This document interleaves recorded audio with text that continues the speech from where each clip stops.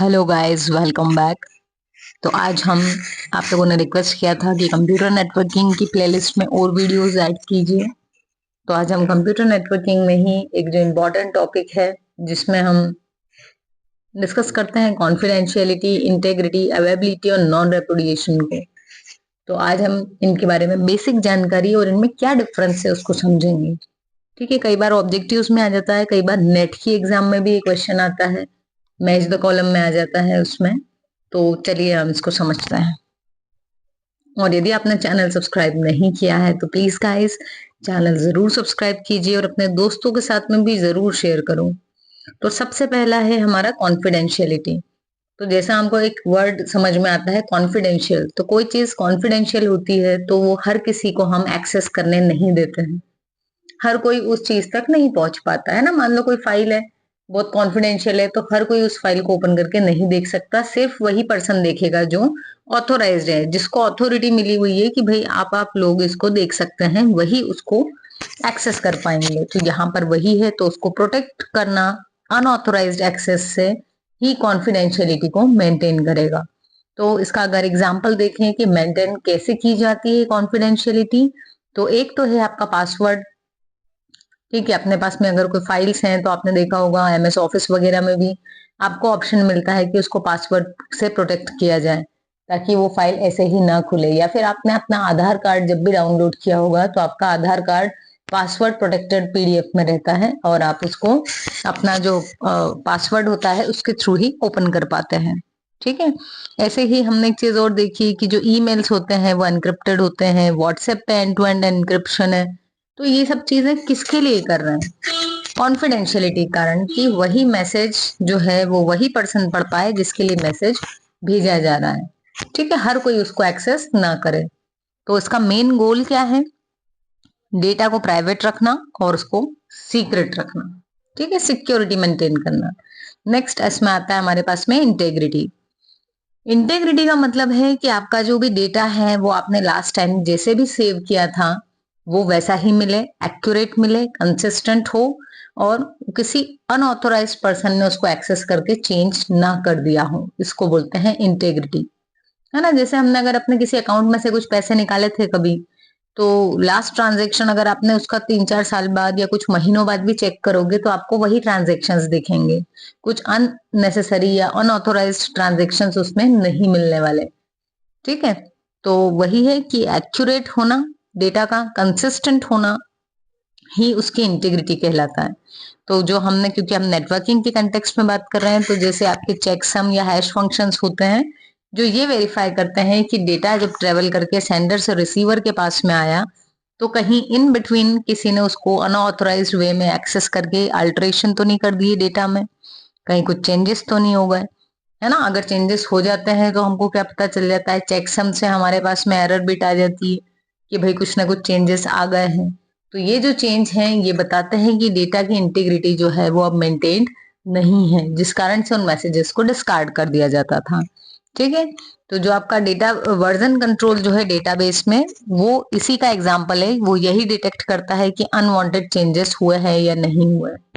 Different different versions को वो उसने इतने स्नैपशॉट को क्रिएट करके सेव करके रखता है इसी पर्पस से, ताकि वो इंटीग्रिटी को इंश्योर कर पाए। ठीक है, तो इसका मेन गोल क्या है?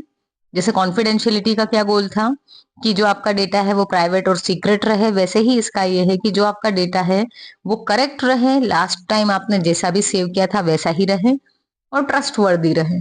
ठीक है, इसके बाद नेक्स्ट आता है हमारे पास अवेबिलिटी।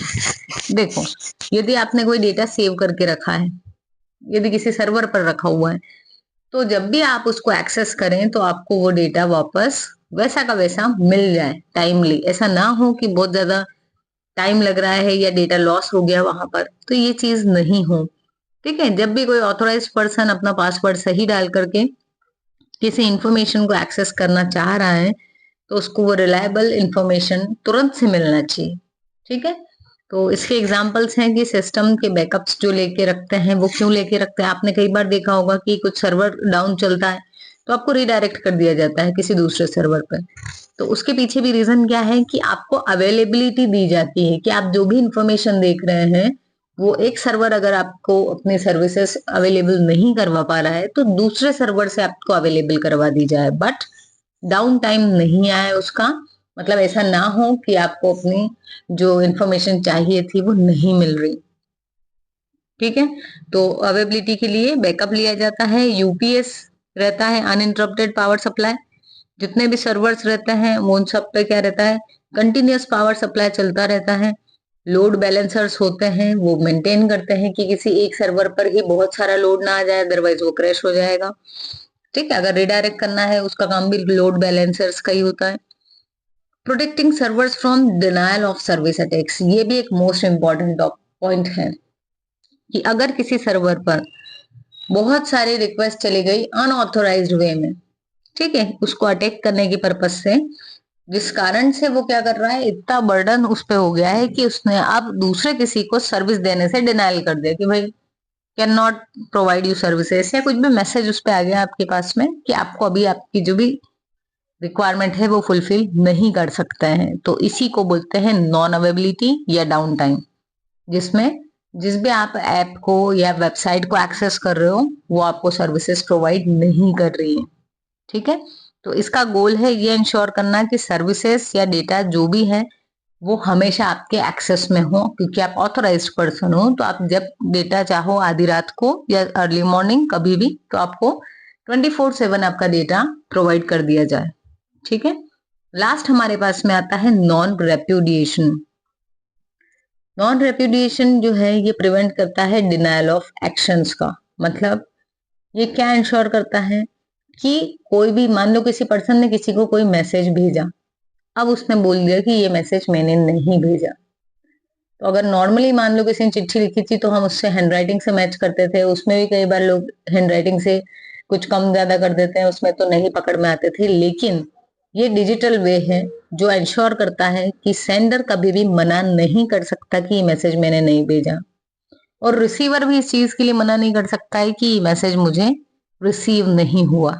ठीक है, तो यहाँ पर इसका एग्जांपल है जैसे digital signature and audit logs provide proof of original and delivery. तो जो भी डिजिटल सिग्नेचर जब भी हम देखते हैं किसी डॉक्यूमेंट्स पे, तो वो ये बताता है, प्रूफ देता है कि कहाँ का ओरिजिन है ये। ठीक है, and delivery used in online banking और ई कॉमर्स के ट्रांजेक्शन्स में भी नॉन रेपुडिएशन होता है। ठीक है, इसका मेन गोल क्या है, provide proof and accountability in communication and transactions. मतलब कोई भी इस जिम्मेदारी से मना ना करे कि भाई ये जो मैसेज है ये मैंने नहीं भेजा है। जब आप डिजिटली कोई मैसेज भेजते हैं, ईमेल के थ्रू, मैसेजेस के थ्रू, व्हाट्सएप, बहुत सारी चीजें जो भी आप यूज करते हैं डिजिटली ओवर द वेब, आप जब भी कोई मैसेज भेजते हो किसी को, तो वो कहीं ना कहीं रिकॉर्ड होता है, उसकी प्रूफ्स रहते हैं, और आपको ऊपर उसकी जवाबदारी रहती है कि ये मैसेज आपने ही भेजा था। ठीक है, तो इसी को बोलते हैं नॉन रेपुडिएशन, जिसमें आप मना नहीं कर सकते कि ये आपने नहीं किया है। ठीक, so this was all about, ये हमारे पास में 4 की पॉइंट्स थे। तो आई होप कि आपको चीजें क्लियर हुई होंगी। यदि आपने चैनल सब्सक्राइब नहीं किया है तो चैनल जल्दी से सब्सक्राइब कर दो, दोस्तों से भी शेयर करो, और अगर आप कोई और टॉपिक भी चाहते हो कंप्यूटर साइंस से रिलेटेड तो आप जरूर से हमें कमेंट करके बताइए, हम पूरी कोशिश करेंगे कि हम आपके लिए वो टॉपिक पर काफी इजी वे में वीडियो लेकर जरूर आए। So thank you so much guys, मिलते हैं अपने नेक्स्ट वीडियो में।